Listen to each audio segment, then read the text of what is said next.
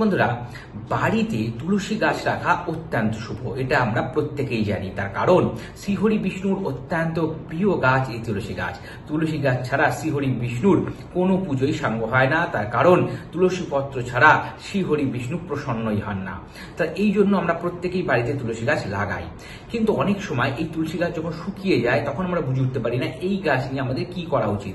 কিন্তু এই গাছ শুকিয়ে যাওয়ার পরেও ততটাই দামি যতটা জীবিত থাকার সময়। কি কি উপায় করা যায় শুকনো তুলসী গাছ নিয়ে, সেই বিষয়ে আজকে আলোচনা করব। আমি আচার্য ঋত্বিক চক্রবর্তী, সহজ ভাষা ধর্মকথার এই নতুন পর্বে আপনাদের সকলকে জানাই সুস্বাগতম। বন্ধুরা, সহজ ভাষা ধর্মকথায় আমরা এই ধরনের ভিডিও উপস্থাপিত করি যেগুলো আমাদের জীবনে জটিল সমস্যার সহজ সমাধান হাতের কাছে নিয়ে আসে এবং প্রায় নিখরচায়। সেগুলো যদি আপনারা নিয়মিত পেতে চান তাহলে অবশ্যই সহজ ভাষা ধর্মকথা আপনাদের এই প্রিয় চ্যানেলকে সাবস্ক্রাইব করে পাশে থাকা বেল বাটনটা ক্লিক করতে কিন্তু ভুলবেন না, যাতে পরবর্তী ভিডিও নোটিফিকেশনগুলো আর মিস না হয়ে যায়। বন্ধুরা, আজকে যে বিষয়ে আলোচনা করছি শুকনো তুলসী গাছ। বাড়িতে যখন তুলসী গাছ শুকিয়ে যায়, প্রথমে দর্শক বন্ধুরা সেই তুলসী গাছকে আপনারা সুন্দরভাবে তুলে ফেলুন। মূল শুদ্ধ তুলে ফেলবেন, মাটি পরিষ্কার করে নেবেন এবং এই গাছের সমস্ত অংশগুলোকে আলাদা আলাদা করে কেটে নেবেন। মূল অংশটা আলাদা করবেন, ডালগুলো ছোট ছোট করে কেটে নেবেন এবং এর যে মঞ্জুরি, যদি মঞ্জুরি থেকে থাকে তাহলে সেই মঞ্জুরিকেও আলাদা করে নেবেন।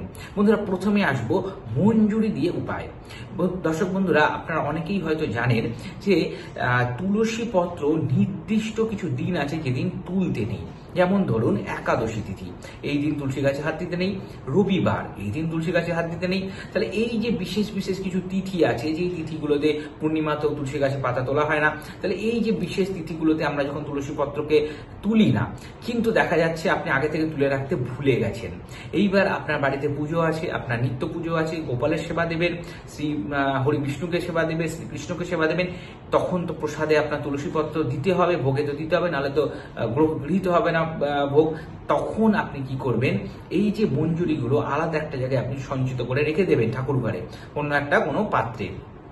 সেইখান থেকে কিছু মঞ্জুরি যে ভোগ প্রসাদ আপনি নিবেদন করছেন তাতে দেবেন। প্রত্যেকটা জলে ইত্যাদিতে যেখানে যেখানে আমরা তুলসী পত্র দিই, তুলসী পত্রের জায়গায়, তুলসী পত্রের স্থানে আমরা সেদিনকে মঞ্জুরি দিয়ে দেবো, তুলসী মঞ্জুরি দিয়ে দেবো। যে শুকনো মঞ্জুরি আমরা আগে থেকে সংগ্রহ করে রাখবো, সেই মঞ্জুরি যদি দেওয়া হয় তাতেও কিন্তু ভগবান অতটাই প্রীত হন এবং সেই প্রসাদ কিন্তু, সেই ভোগ কিন্তু উনি গ্রহণ করেন। তাহলে আমাদের অবশ্যই এই মঞ্জুরিকে সংগ্রহ করে রাখতে হবে। শুকনো মঞ্জুরি আমরা নিবেদিত ভোগে দেব এবং সেটা কিন্তু অবশ্যই প্রসাদ হিসেবে গৃহীত হবে। বন্ধুরা, এইভাবে এটাকে আমরা ব্যবহার করতে পারি। এছাড়া বন্ধুরা, আপনারা যখনই মঞ্জুরি বেরোবে এবং শুকিয়ে যাবে, সেটা জীবিত গাছ থাকলেও, জীবিত তুলসী গাছ থাকলেও, সেখান থেকে আপনারা মঞ্জুরি সংগ্রহ করে এইভাবেই মঞ্জুরির একটা সুন্দর ব্যবহার আপনারা করে নিতে পারেন। এরপরে বন্ধুরা যেটা করতে পারেন সেটা হচ্ছে এই মঞ্জুরিগুলো কোনো একটা জলের মধ্যে আপনারা ভিজিয়ে রেখে দিন এবং সেই জল আপনার সন্ধ্যেবেলা যখন ছেটান, সেই জল আপনারা দুয়ারে ছেটান। এর ফলেও বাড়ির নেগেটিভিটি দূর করতে পারবেন আপনারা। এরপরে আসছি বন্ধুরা ডাল অংশে। ডালগুলো আমরা ছোট ছোট করে আগে কেটে নেব, ছোট ছোট করে কেটে একটা সুন্দরভাবে ঠাকুর ঘরে রেখে দেবো। বন্ধুরা, এই ডাল যে কোনো স্পেশাল যে তিথিগুলো আসবে, অর্থাৎ ধরুন পূর্ণিমা, একাদশী, এই যে তিথিগুলো আসছে, সেই সময় 7টা করে ডাল নেবেন। 7 সংখ্যাটা খুব ইম্পর্টেন্ট। 7টা ডাল নেবেন, লাল সুতো দিয়ে ভালো করে মুড়িয়ে নেবেন, ঘি মাখাবেন এবং সেটাকে সলতে হিসাবে, পলতে বা সলতে যেটা আপনার প্রদীপ হিসাবে জ্বালান, তার বদলে সেদিনকে এইটা আপনারা জ্বালাবেন। এর ফলে কি হয়, প্রদীপের মাধ্যমে এটাকে জ্বালাবেন শ্রী ভগবানের সামনে বা লক্ষ্মীনারায়ণ মন্দিরে, যেখানে শ্রী ভগবানের বিগ্রহ আছে সেখানে জ্বালিয়ে পুজো অর্চনা করবেন। এটাতে ভগবান অত্যন্ত প্রীত হন, অত্যন্ত সন্তুষ্ট হন। এছাড়া বন্ধুরা, এই ডাল আপনারা বেটে রেখে দিতে পারেন। বেটে রেখে দিয়ে বা এটাকে গুঁড়ো করে রেখে দিতে পারেন, ডাস্ট হিসাবে এটাকে গুঁড়ো করে রেখে দিন। গুঁড়ো করে রেখে দিয়ে সেটাকে আপনারা জলে করে যদি তিলক করেন, শ্রী ভগবানকেও করান এবং নিজেরাও তিলক করেন, তাতেও কিন্তু বিভিন্ন রকমের গ্রহ দোষের যে ডিস্টার্বেন্স সেটা কাটে এবং ভগবানকে গুঁড়ো দিয়ে যদি তিলক করানো যায়, ডাল তুলসী গাছের ডালের গুঁড়ো দিয়ে যদি তিলক করানো যায়, ভগবানও অত্যন্ত প্রীত হন। এই তিলক আপনারা চন্দনের সাথে মিশ্রিত করে ব্যবহার করতে পারেন।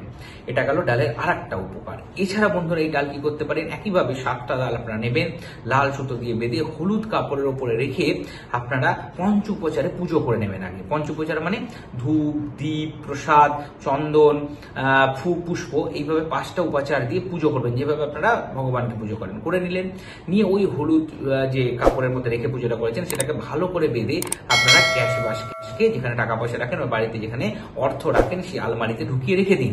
এর ফলে আপনার অর্থ সুরক্ষিত থাকবে, ধন দৌলতে পরিপূর্ণতা থাকবে, শ্রীহরির কৃপা সবসময় আপনার বাড়িতে থাকবে।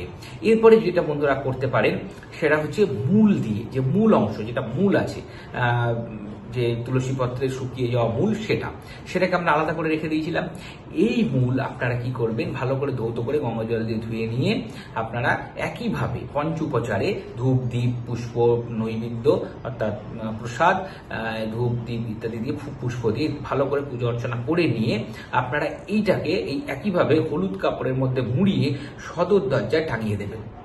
এর ফলে আপনাদের বাড়িতে কোনোরূপ নেগেটিভিটি থাকবে না, সব নেগেটিভিটি কিন্তু এটা টেনে নেবে এবং আপনার বাড়িতে কোনো কুদৃষ্টি খারাপ নজর থাকবে না এই সামান্য ক্রিয়াটির ফলে।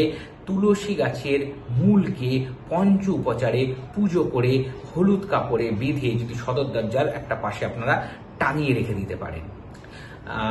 বন্ধুরা এরপরে যেটা বলবো, ডালের একটা ব্যবহার বলে দিই। ডালের আর একটা সুন্দর ব্যবহার হতে পারে, সেটা হচ্ছে কি, একইভাবে ডালগুলোকে, যে ছোট ছোট ডাল বললাম 7টা, 7 সংখ্যাটা কিন্তু খুব ইম্পর্টেন্ট, 7টা ডালকে লাল সুতো দিয়ে আপনারা বেঁধে নিলেন। বেঁধে নিয়ে একটা বাটিতে গঙ্গা জল নিলেন বা শুদ্ধ জল নিলেন, গঙ্গা জল থাকলে অতি উত্তম, এবং সেই ডালটাকে ওর মধ্যে দিয়ে ঠাকুর ঘরে রেখে দিন। এবং ওর সাথে যদি সম্ভব হয় একটু আতর, গোলাপের আতর দিয়ে রাখুন, যদি সম্ভব না হয় একটু কর্পূরও দিতে পারেন। যদি কোনোটাই না হয় তাহলে শুধুই ওইভাবে রাখবেন। রেখে এইটা আপনারা বাড়ির প্রত্যেক, স্নান করে উঠে প্রত্যেকে একটু করে মাথায় ছেটান। এবং আপনাদের বাড়িতেও যদি খুব পরিমাণে বাস্তুদোষ থাকে, নেগেটিভিটি থাকে, কোনো খারাপ কোনো কিছু ফিল হচ্ছে, তো সব পুরো বাড়িতে চারিদিকে ঘরে ঘরে ছেটান। এটা প্রত্যেক দিন এটা কন্টিনিউ ছেটান, সকাল সন্ধ্যে ছেটাতে থাকুন। এর ফলেও কিন্তু আপনার বাড়ি থেকে সমস্ত নেগেটিভিটি দূর হবে।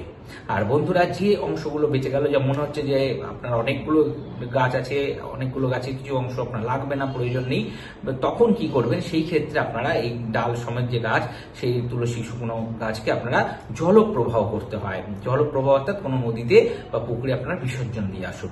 এইভাবে আমরা শুকনো তুলসী গাছের ব্যবহার করতে পারি। তার কারণ শুকনো তুলসী গাছ অত্যন্ত দামি মূল্যবান জিনিস, এবং এই মূল্যবান জিনিসকে অহেতুক নষ্ট করবেন না। ঠিক যেভাবে বললাম সেইভাবে আমরা শ্রী ভগবানের যে বিভিন্ন রকমের পুজোর উপাচার, সেই উপাচারে কাজে লাগাতে পারি।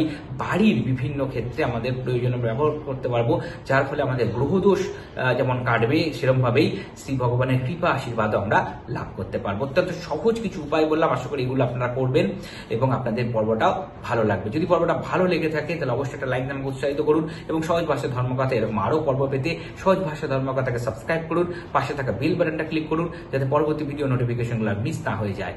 আর আজকের পর্ব অবশ্যই বন্ধুদের সাথে শেয়ার করে সকলকে জানতে সাহায্য করুন। আর দর্শক বন্ধুরা, আমাদের একটা ফেসবুক পেজ আছে সহজ ভাষা ধর্মকথা, ওখানে একটা লাইক রাখুন। হিন্দু ধর্মশাস্ত্রের বিভিন্ন বিষয়, মন্ত্রতন্ত্র ওখানে নিয়মিত আলোচনা হয়ে থাকে। সকলে ভালো থাকবেন, সুস্থ থাকবেন। দেখা হবে পরবর্তী পর্বে। নমস্কার।